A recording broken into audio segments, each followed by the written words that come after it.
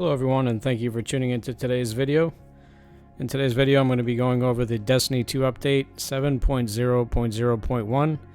This is the new huge update from Bungie the day before Lightfall drops. Today's recording is the day before Lightfall drops. I'm going to be going over the list, this very large list of changes coming in with this update. It does cover a very large portion of the game.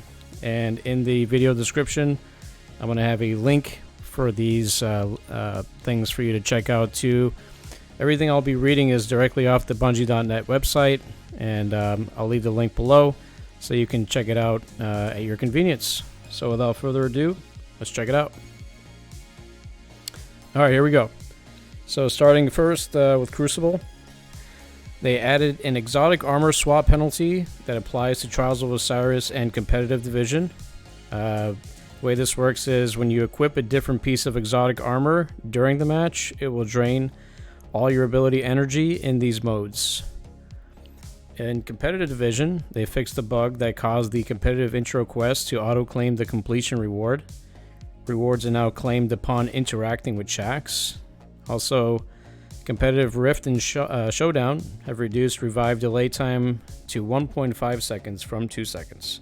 And they also reduced the respawn time to 5.5 seconds from the original 7 seconds.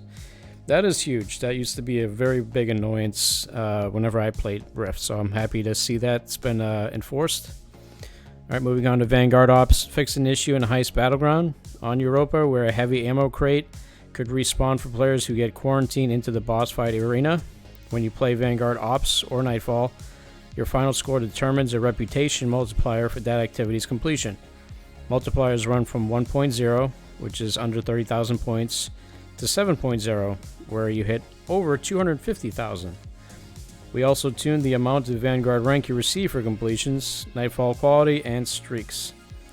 Full pass on all Vanguard map and mode multipliers, with an eye toward balancing score per hour rather than score per attempt.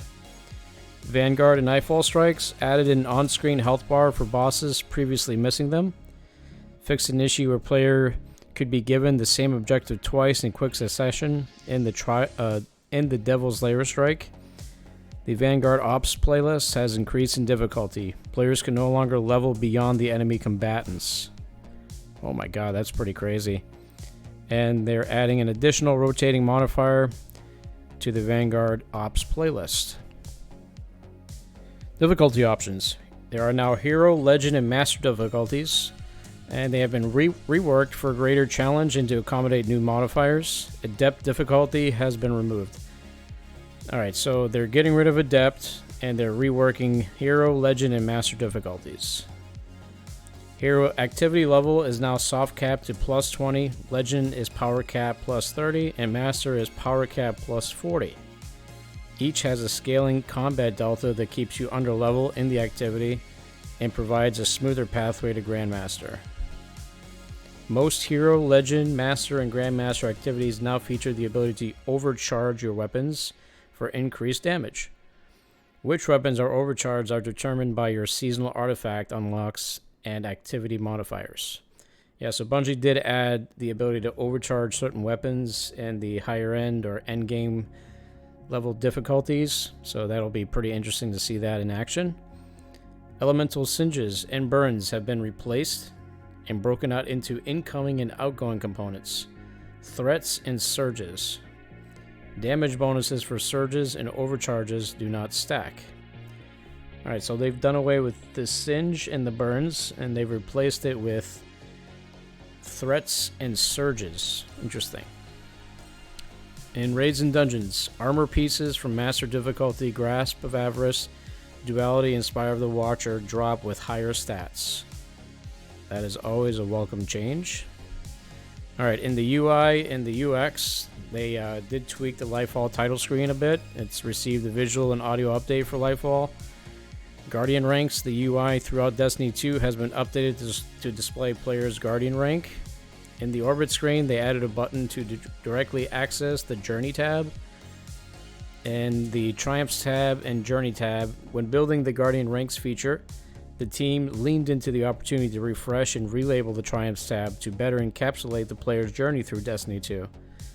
Many of the changes will be immediately visible, but some are more subtle, including an access point to view details about the commendations you have sent and received, an additional access point for seasonal challenges.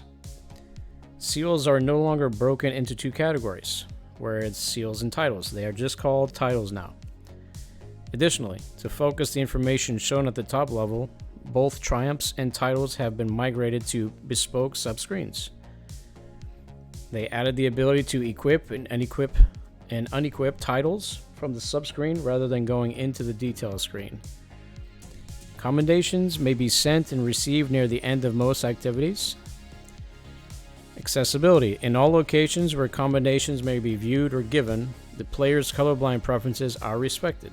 This includes the visual effects in the post-game Carnage report. So a new acronym here that they're introducing, the PGCR, will stand for Post-Game Carnage Report. This is new to the game. They've updated the PGCR to complement the new commendations feature and updated some features. The PGCR now consists of two tabs, the commendation screen and the scoreboard. The reputation wheel has been simplified and is displayed on the top right of the scoreboard page. The player can now access the PGCR during the mission and countdown by pressing a button to open nav mode. Holding it down will still take you to the director.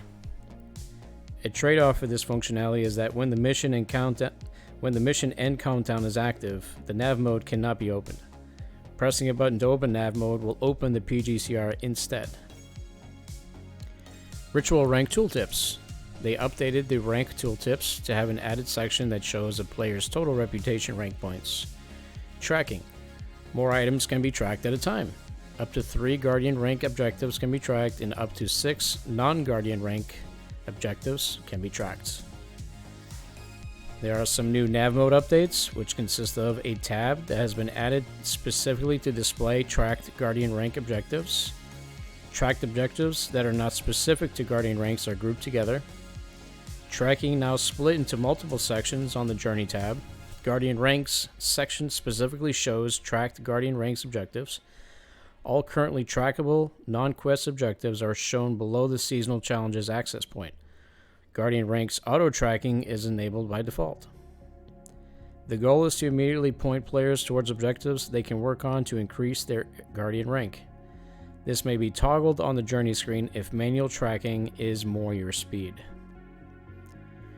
Tracked seasonal challenges properly display their challenge type and its tooltip on the tracking screen. Alright, moving on to collections. Some access points have migrated from the Triumphs tab to the Collections tab. And that consists of lore, weapon patterns and catalysts, medals, and stat trackers. They also increased the number of visible recently discovered items. Interesting, okay. In waypoints, the rectangles are out, circles are in. Guardian Ranks replaces Season Pass level for Guardians. In records, in order to help call out which Guardian rank records are seasonal, a blue gradient has been added to the bottom of all seasonal records, including those on the seasonal challenges screen. Vendors. Ritual vendors in the tower, which are Zavala, Shaxx, Drifter, Banshee, Saladin, and Saint 14. They now have help tooltips describing the core ritual and reputation, as well as explaining some of the less visible features. Alright, moving on to the QOL updates and fixes. On the character screen, they removed the currency display on the character screen. For clans, they fixed an issue where Hawthorne's icon on the tower map wouldn't consistently pulse when a clan engram was available to claim. On the roster, they improved the contrast between player names and background colors on the roster. They also fixed an issue causing the director screen to refresh the footer UI when players in the roster change states. And into settings, they fixed an issue causing the settings menu to close when leaving a sub-menu. Alright, here's a big category. We're going to hit on the gameplay and investment. First, leaning into armor. So armor energy type has been deprecated. Armor now has untyped armor energy, and all mods use that untyped energy when socketed. Armor mods that were previously based on weapon archetype are now based on weapon damage type. Most armor mods that are based on weapon damage type also have a harmonic version, which is discounted when the weapon's damage type matches your subclass damage type. Armor mod costs have been generally reduced across the board.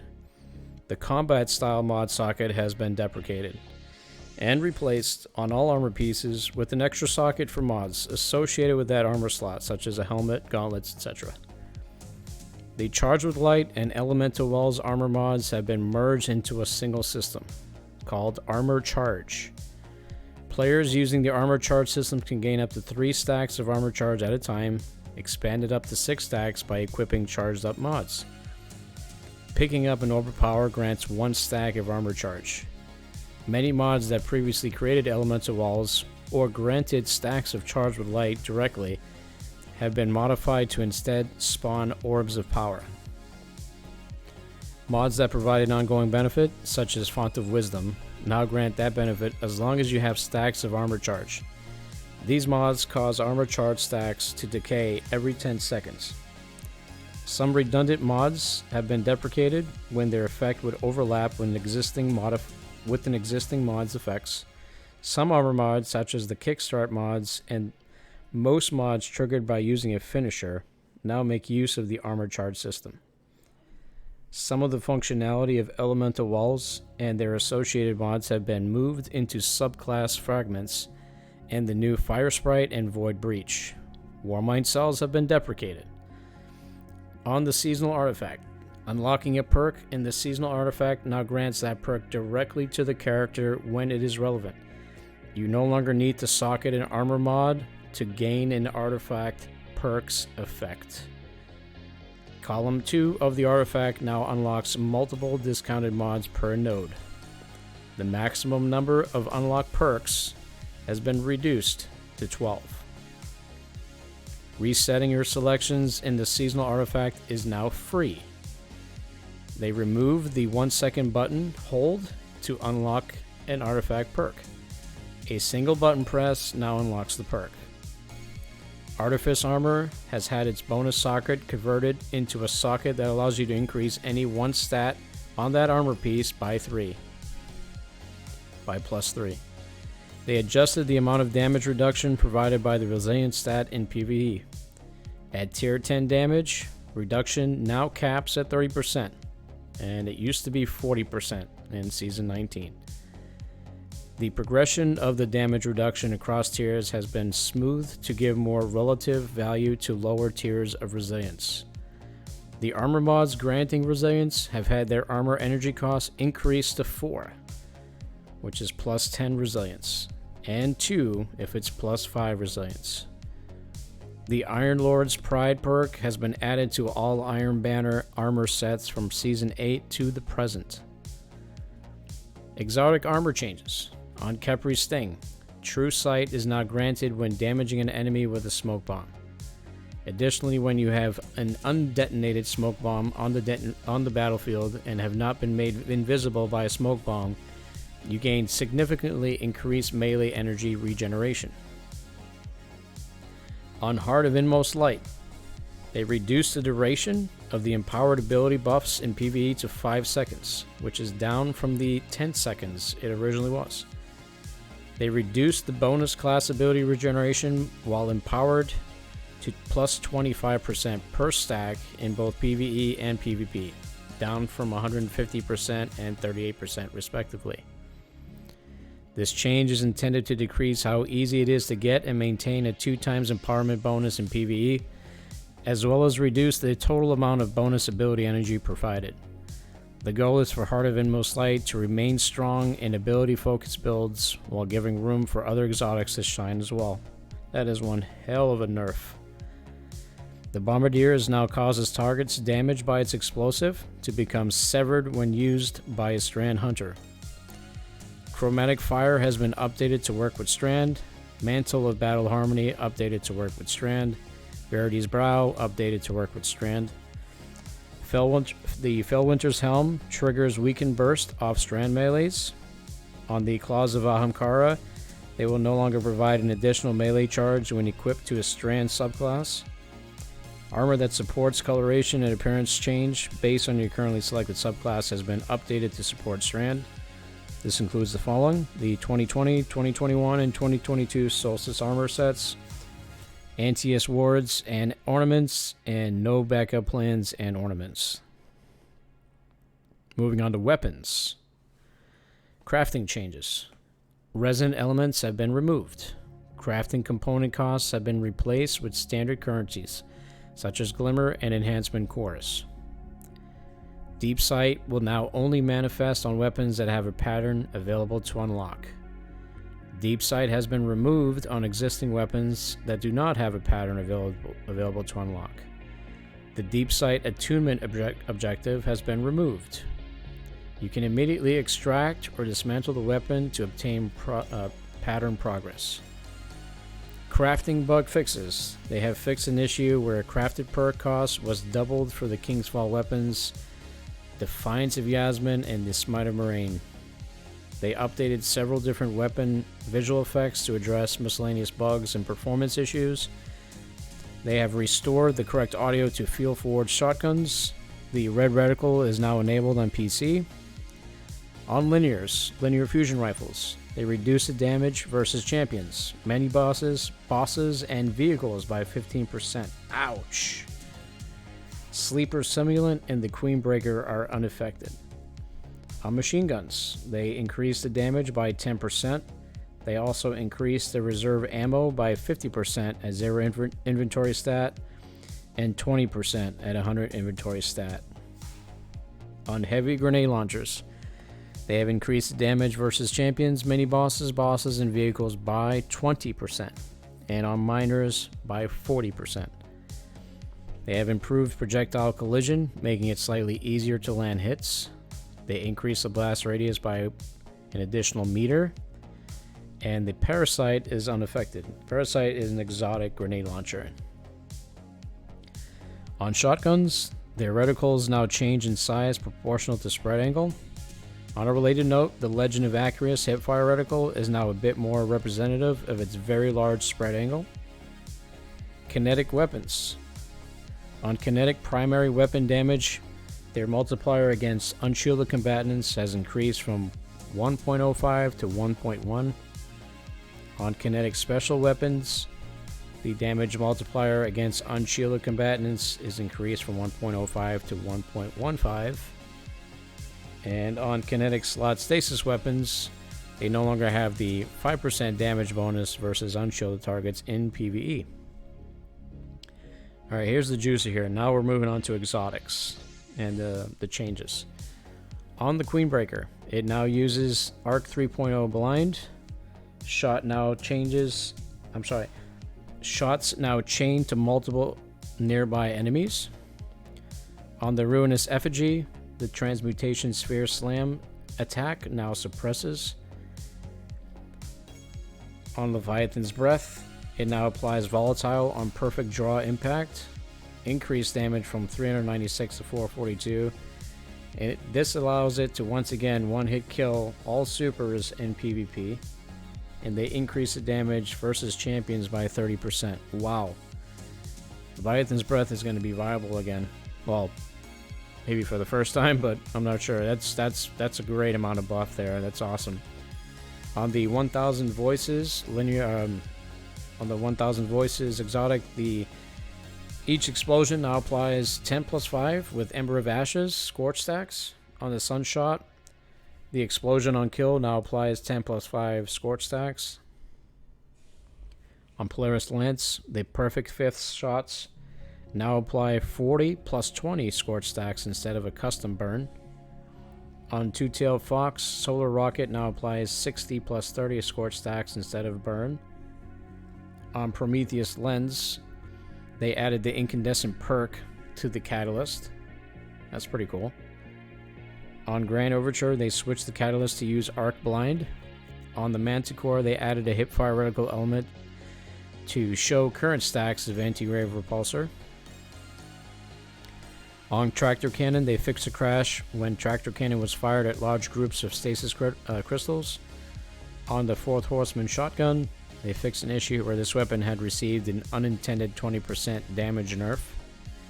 And on Thunderlord, they fixed an issue where this weapon's lightning strikes could disrupt you or your teammates. Alright, moving on to perks. These perks have been updated to work with Strand. Osmosis, Golden Tricorn, and Elemental Capacitor. It will grant plus 20 airborne effectiveness and plus 25 with the enhanced perk. So I'm assuming that's towards Strand. On Rewind rounds, they rebuilt it to work on non-Vault of Glass weapons. On Eager Edge, it no longer deactivates when moving faster than 35 meters a second. It deactivates correctly after a single melee swing.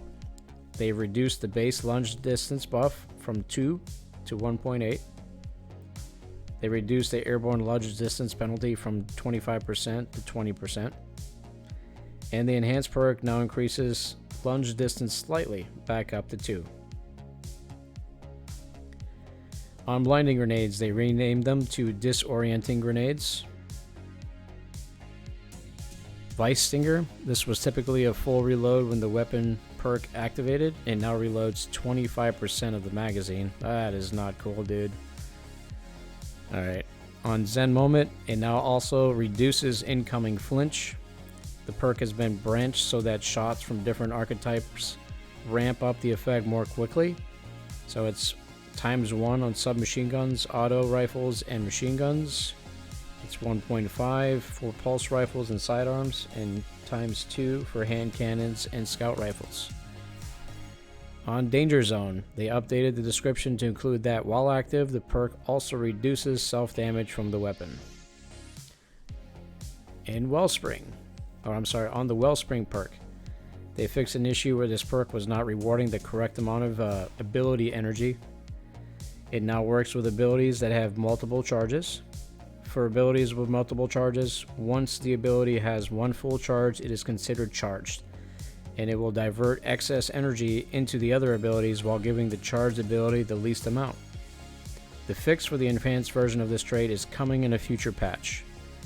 And on Cascade Point, it no longer triggers off of non-precision damage against weakened targets. Alright, moving on to abilities. This is a big one.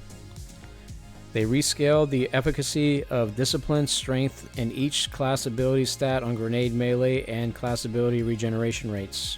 In general, Tier 10 stat is roughly equivalent to Tier 8 in the previous system. Each increase in tier now provides a more consistent benefit to the ability's cooldown reduction, rather than spiking at lower tiers. On the Hunter, on their supers, with regards to Arc Staff, they increased the maximum number of orbs that can be created via defeating targets from 5 to 7. On the Golden Gun Marksman, from 5 to 7. On the Golden Gun Deadshot, from 5 to 7. On the Spectral Blades, 5 to 7, but they also reduced the base cooldown time from 10 minutes and 25 seconds to 9 minutes and 16 seconds. On the Gathering Storm, the maximum number of orbs that can be created via defeating targets is now 5 from 7. On Silence of Squall, it's 5 from 7, and on Blade Barrage, it is now 5 down from 7. Class abilities. On the Marksman Dodge, they reduced the base cooldown time from 34 seconds down to 29, and on the Gambler's Dodge, it's been reduced from 46 seconds down to 38. On melees, the Weighted Throwing Knife has increased base cooldown time from 109 seconds to 137. The Lightweight Knife has gone from 90 to 100 seconds. The Proximity Explosive Knife has gone from 100 seconds to 111. And the Withering Blade has gone from 113 seconds to 100. So they reduced the base cooldown on the Withering Blade. On Titans, there's supers. Firstly, on the Fists of Havoc, they increased the maximum number of orbs that can be created via defeating targets from 5 to 7. And they increased damage in PvE by 20%. On the Glacial Quake, the increased number of orbs that can be created from defeating targets is up from 5 up to 7. On Hammer of Soul, it went from 5 to 7, and the base cooldown has gone from 10 minutes and 25 seconds to 9 minutes and 16 seconds. On Burning Maul, they increased the maximum number of orbs that can be created from 5 to 7. On Sentinel Shield, from 5 to 7. And on Thunder Crash, they decreased the maximum number of orbs from 7 down to 5, and they reduced the maximum flight time from 5 seconds to 4.5 seconds. They reduced the size of the damaging volume around the player and pushed it further forward in front of the player to make drive-by disintegrations more intentional. They reduced the detonation size versus players by 20%, and it's unchanged versus PvE combatants. Downward vertical influence now begins earlier in the flight. On Ward of Dawn, the ward maximum health reduced from 13,500 to 8,000. They rescaled PvE combatant damage versus the ward to compensate. In general, Ward of Dawn's effective HP against PvE combatants should not meaningfully change. They standardized the damage dealt by each type of kinetic and energy weapon against the ward. Previously, energy weapons did 2.5 times damage to Ward of Dawn, and kinetic weapons did times 1. Now, regardless of damage type, weapons do 1.5 times damage to the ward. Armor of Light has been updated to reduce its potency in PvP. The maximum health is reduced from 425 down to 300, and now it inherits Void Overshield's 50% PvE damage resistance to compensate, and it no longer negates precision damage. Alright, moving on to melees.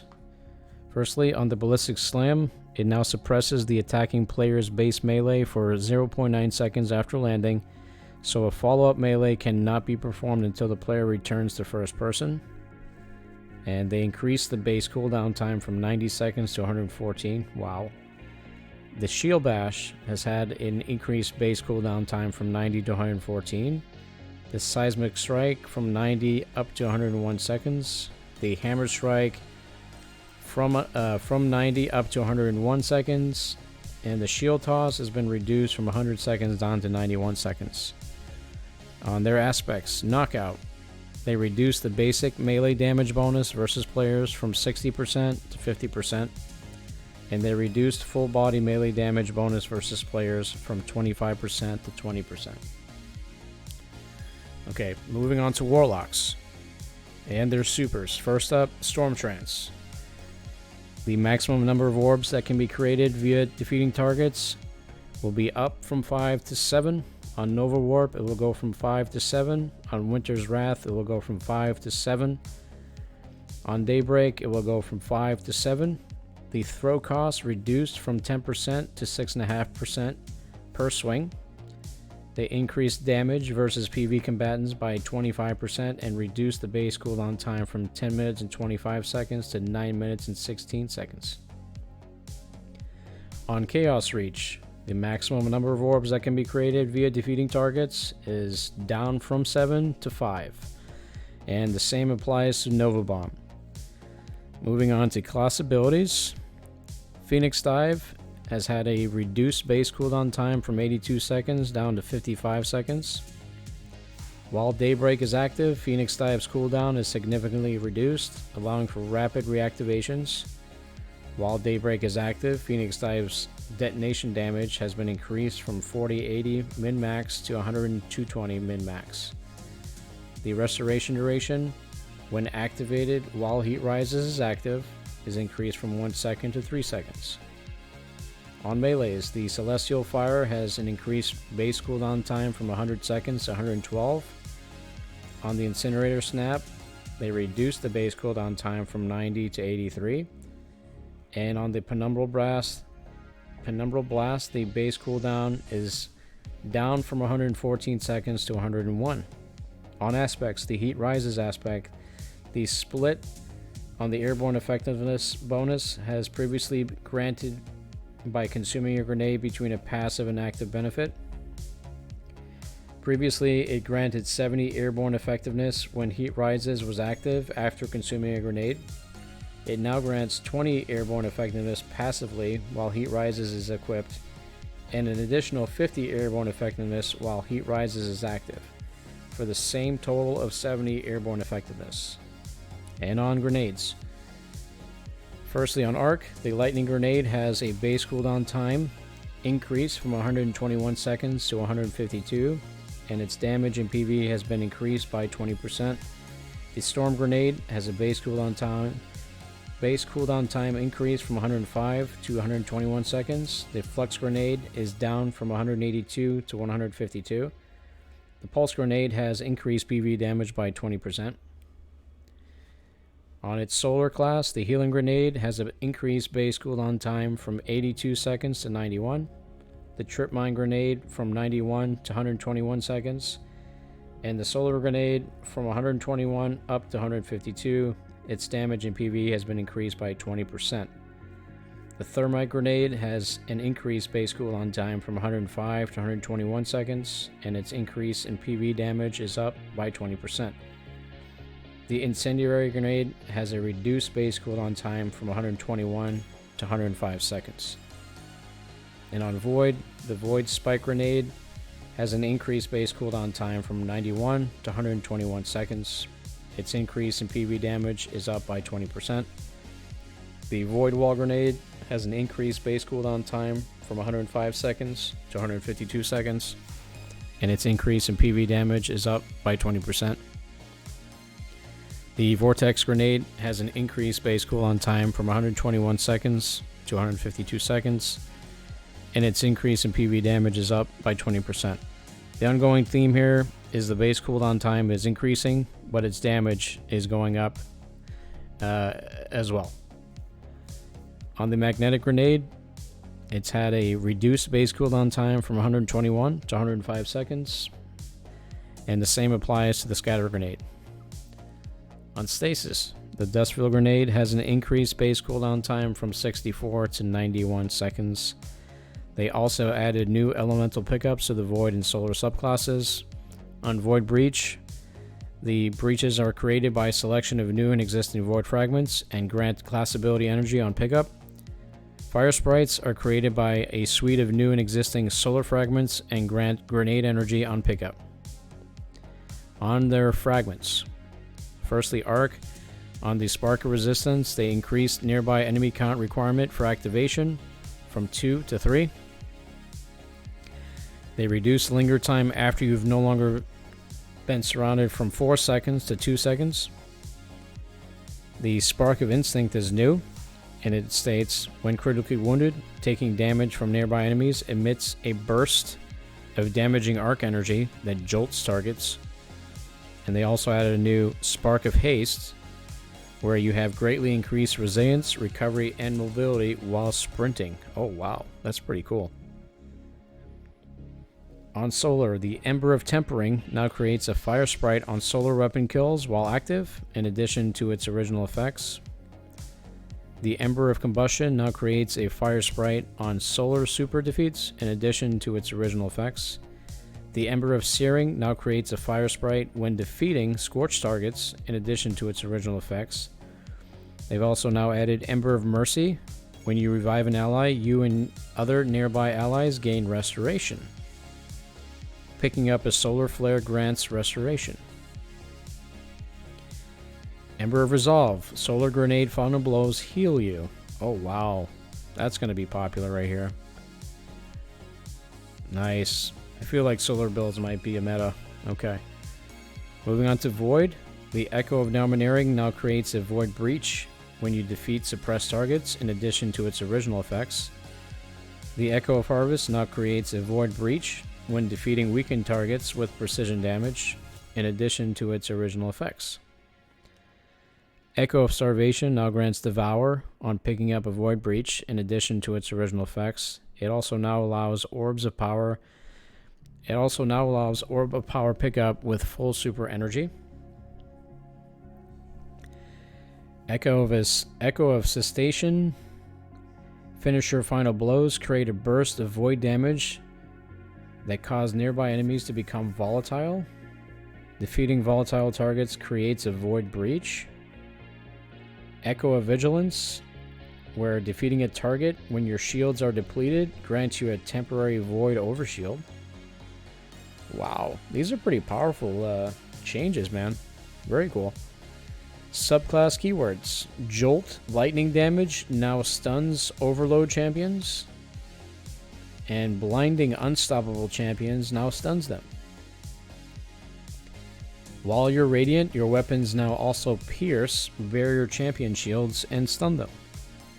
Weapons that already have an existing anti-champion behavior, i.e. an artifact mod, an intrinsic anti-champion capability, or the ability to apply another subclass keyword that stuns a champion type, will not be granted the anti-barrier behavior from being radiant. Ignition damage now stuns unstoppable champions. With volatile rounds, now while you have volatile rounds, your void weapons will now also pierce barrier champion shields and stun them. A quick note, weapons that already have an existing anti-champion behavior, i.e. an artifact mod, an intrinsic anti-champion capability, or the ability to apply another subclass keyword that stuns a champion type, will not be granted the anti-barrier behavior from volatile rounds. Suppressing overload champions now stuns them. Slowing overload champions now stuns them. And shatter damage now stuns unstoppable champions. Combatants. Champions now correctly stun even when they're playing another animation, such as a spawn-in. Bungie says that this was a tricky one, so thank you for your patience. Champion stun time is now consistent across all champions. This used to be dependent on the animation length, leading to slightly different times between combatants. Champions can now be stunned with various elemental verbs. Barrier champions are weak to shots from a player with the Solar Radiant buff, Void Volatile rounds, and Strand Unraveling rounds. Overload champions are weak to Arc Jolts, Void Suppression, and Stasis Slow. Unstoppable champions are weak to Arc Blind, Solar Ignition, Stasis Shatter, and Strand Suspend. Finishers. All subclass agnostic finishers now support strand coloration when using a strand subclass. They've updated the visual effects for stasis finishers to fix a coloration issue. The Ghost Fist Pump exotic emote now supports strand coloration when using a strand subclass. Weekly powerful rewards have been removed from the Throne World and added to Neomuna. Seasonal updates with regards to engrams, energy, focusing chests, and keys.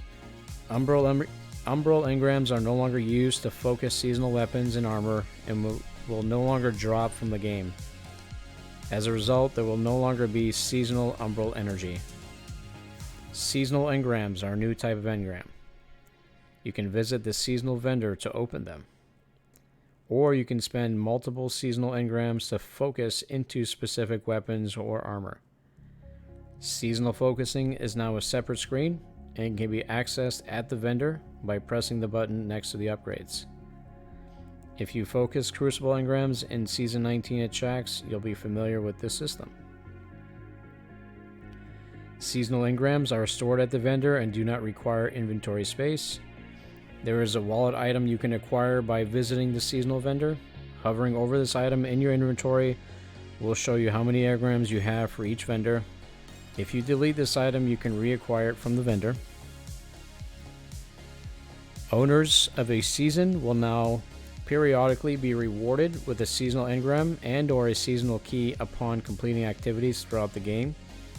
These are known as Defiant engrams and Defiant keys for Season of Defiance. Playlist versions of the seasonal battlegrounds have one chest at the end of the activity. If you do not have a seasonal key when you open that chest, you will receive a seasonal weapon or armor. If you do have a seasonal key, it will be consumed and you will receive the following. Either a seasonal weapon with deep sight resonance that you have not completed the crafting pattern for, or a high stat piece of armor that is seasonal, and a seasonal engram. Make sure you open the chest at the end of the activity. Whirlpool weapons and armor no longer drop at the end of the playlist version of seasonal activities. direct launch versions of the seasonal battlegrounds will not have chests and instead award world pool weapons and armor.